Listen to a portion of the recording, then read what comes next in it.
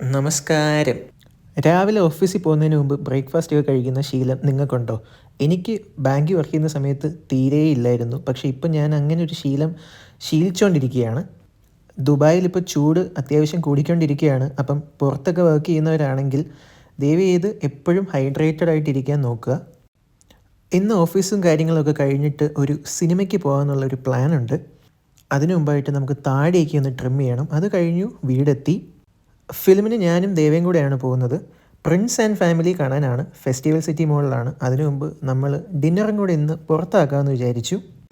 നല്ല ഓത്തൻറ്റിക്കായിട്ട് അറബിക് ടേസ്റ്റുള്ള ഒരു റെസ്റ്റോറൻറ്റിൽ പോയി നല്ലൊരു ഡിന്നറും കഴിഞ്ഞിട്ട് നേരെ ഫെസ്റ്റിവൽ സിറ്റി മോളിലോട്ട് വന്നു.